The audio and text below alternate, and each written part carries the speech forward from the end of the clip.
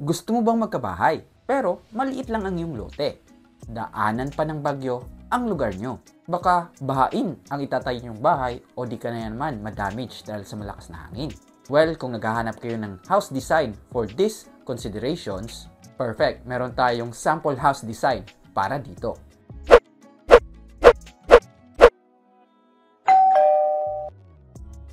Hi! Bago tayo mag-proceed sa ating main topic, meron akong special announcement. Naks! Kung maaalala nyo, meron akong isang channel na pinakausap sa inyo para mag-subscribe. Kaso, puro lakad lang yon. At now, this time, gumawa na ako ng third channel. Kung saan, masasamahan nyo na akong gumala sa iba't ibang lugar. So, magko-cross tayo dyan sa pedestrian lane. Ngayon, pagkatapos nating kumain, nandito tayo sa isang historic building na naman dito sa downtown Cebu. At nandito na nga tayo sa paanan ng Taipei 101. Ayan, umabot tayo. So, marami pa dun. Meron pa dun. Tumikim ng iba't ibang masasarap at kakaibang pagkain. Tint muna natin Wagyu something with steak. Para naging food. Para naging food vlog, no? So, ito na yung milk tea ng Xing Pung Tang. Ayan. At magkaroon ng mga bago at iba't ibang mga experience. Okay. Haba!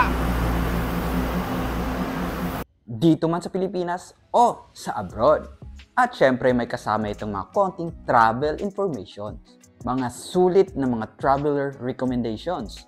Mga trivias at history sa pupuntahan nating lugar. Masasamahan nyo na ako, ang Kuya Architect, para mag-explore. Kaya kung gusto nyo akong samahan sa aking mga gala and learn something new, pakisuyo ulit, pakibisita ang ating bagong gawang Trips ni Kuya Archie channel. Panoorin ang mga videos at syempre, mag-subscribe. Links on the comment and description below. So, kita-kita tayo doon at asahan ko ang inyong suporta. Thanks! Subscribe! So, ayun. Don't forget to visit and subscribe sa ating bagong third channel. Anyway, sa video ito ay ipapakita natin ng isang sample design na masasabi nating typhoon resilient at compact na bahay. Perfect ito para sa pamilyang nagtitipid at sa may maliliit na lote. Pag-uusapan natin ang structure, ang floor plans, materials, at iba pang details about this house. At syempre, aalamin din natin kung magkano ito aabutin kung ito iyong ipapatayo. So, kung ready ka na, tara! Typhoon Resilient Compact House Design. Anyway, meron na tayong nagawang video all about Typhoon Resilient House Design ideas at sample. Pero dito ang ating pinakita ay mas malaki or bigger ang floor area para sa mas malaking pamilya. Well, you can watch that video later pagkatapos mong panoorin ang ating topic ngayon. Now, simulan na nating pag-usapan ang mga details about our compact typhoon resilient house sample. Una, ang style. Well, ito ay may modern design. Close ito sa isang Zen design na bahay dahil sa clean and edgy form nito. So, dito we use minimal details. We avoid putting like moldings and other ornamentation para look modern at simple lang yung ating bahay. So, in terms naman sa color, dapat consistent tayo sa ating Zen na style. Kaya gumamit tayo ng white as one of the neutral colors para sa kanyang base paint. Tapos gumamit tayo ng black painted na mga opening frames para sa ating mga bintana at sa ating iba pang mga openings. And we just added some earth and wooden color as accent naman sa ating mga walls at doon sa ating mga louvers, doon sa design ng ating bahay. And we put metal and glass railing sa ating balcony para magmukhang mas modern ang ating structure. So, yun ang kanyang style. Now, let's talk about naman the structure. So, makikita nyo naman ang ating sample house design ay merong 3-story. Dahil nga for those properties na medyo maliit, there's no other way to have additional floor space kundi magkaroon ng multi-story na structure. So again, meron tayong tatlong palapag. Ang ating ground floor ay for parking. Ang second floor naman ay ang common at utility spaces. At ang third floor naman natin, nandun ang bedrooms at ang ating balcony. Now, let's talk about naman the dimensions.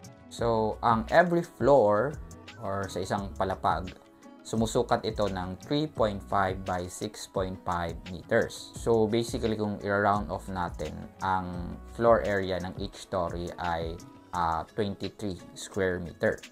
So, i-multiply mo again sa 3 dahil nga tatlo yung ating palapag. Importanteng makuha natin ang total square meter ng mga floor areas para makompute natin ang estimated cost ng construction nito mamaya.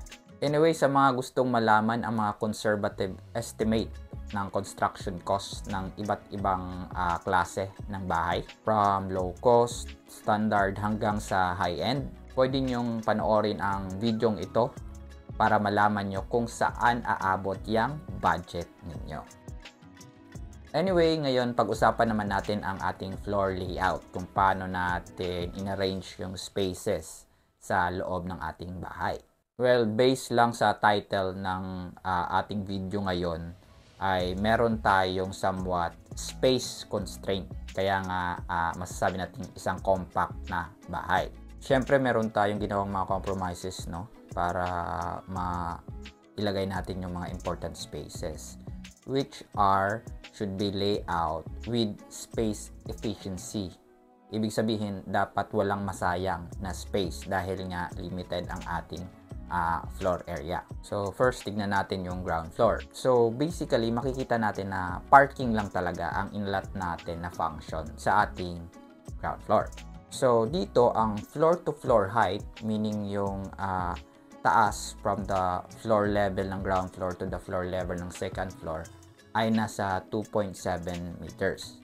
Nasa 2.5 meters height kasi ang ideal na clearance ng isang parking space, especially kung ang gamit yung sasakyan yung malalaking SUV.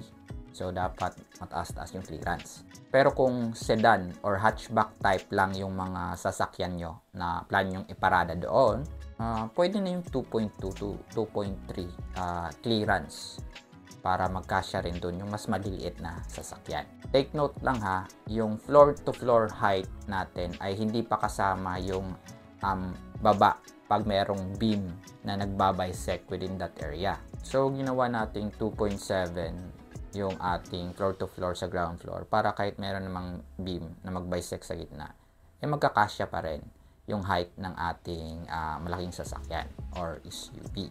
At makikita natin na nasa gilid yung ating stairs. So, basically, yun lang ang ating ground floor. Now, dumako naman tayo sa ating second floor. So, again, makikita natin dito ang mga main common areas at mga service or utility areas. So, after mong mag-step sa landing sa stairs natin to the second floor, ay nandoon na rin malapit ang ating main door.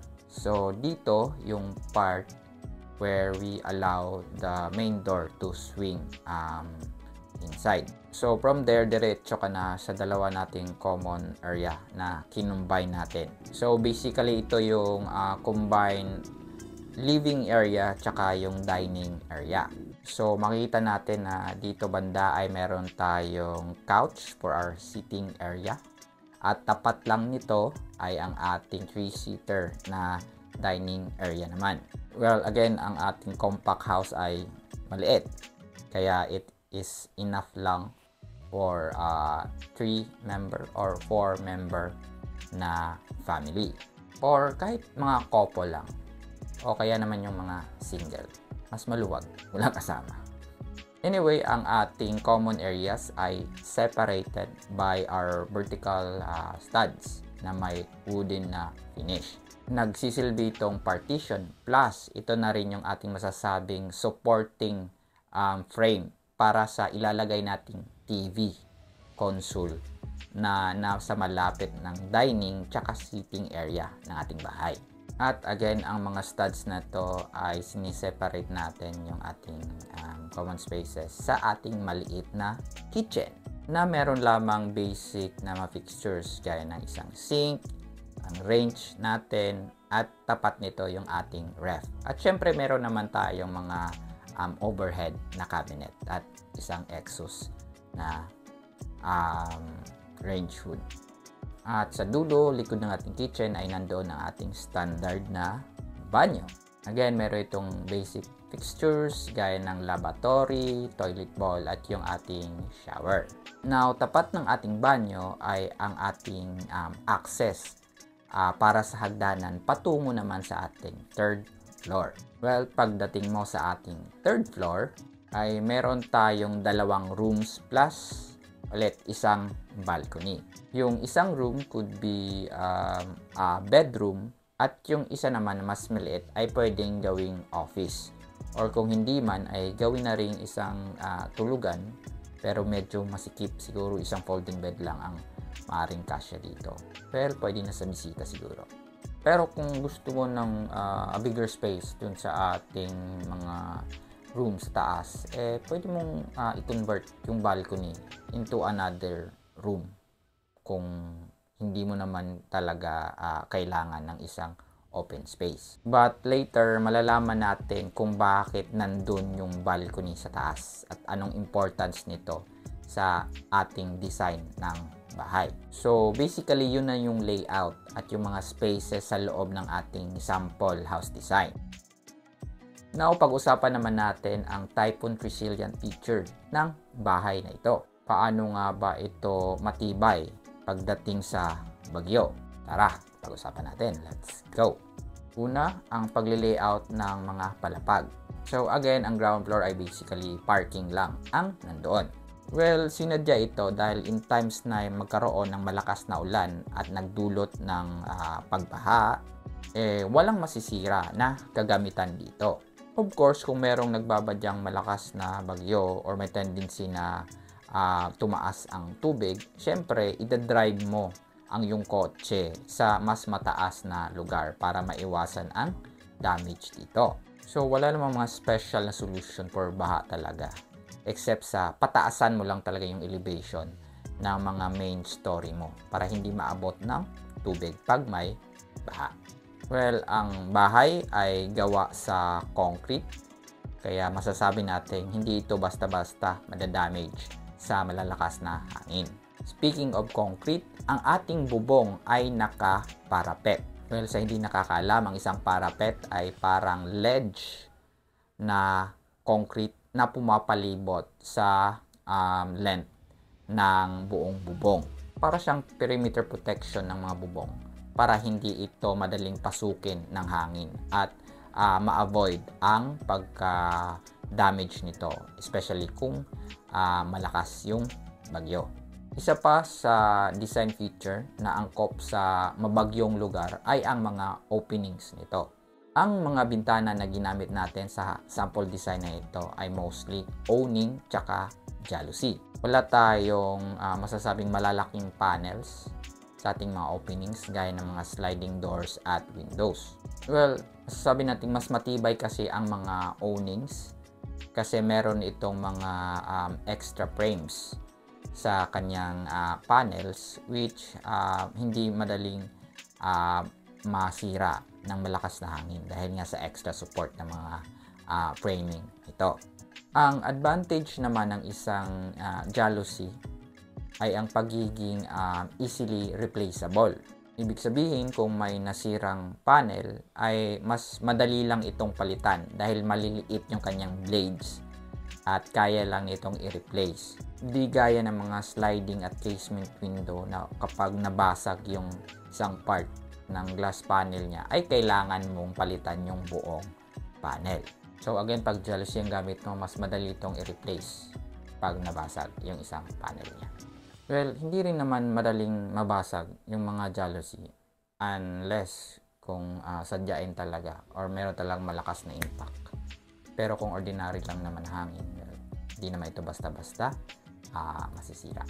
Then, both owning and jalousie ay pwede mong slightly buksan kahit nasabihin natin ay may ulan or malakas yung hangin.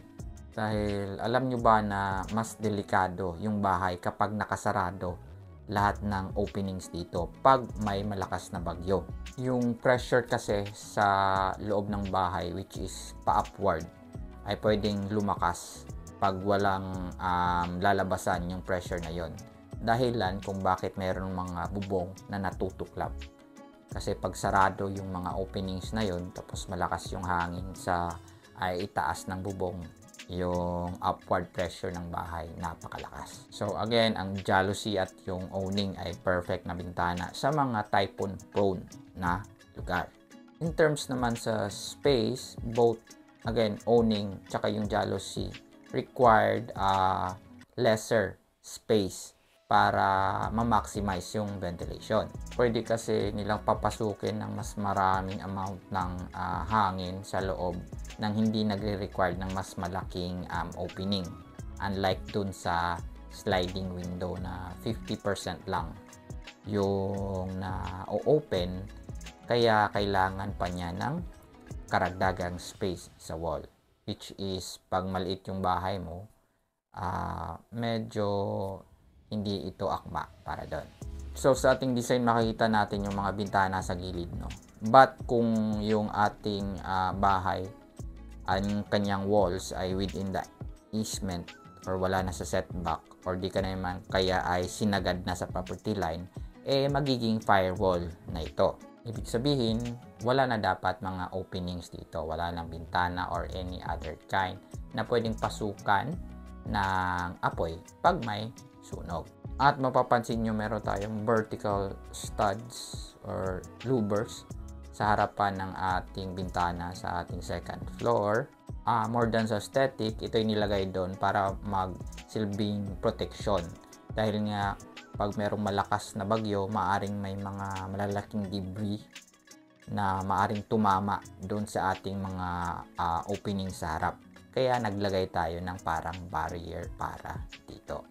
Anyway, meron na tayong ginawang video all about the advantages at mga issues ng iba't ibang window design gaya ng owning, sliding, jalousie, casement at iba pa.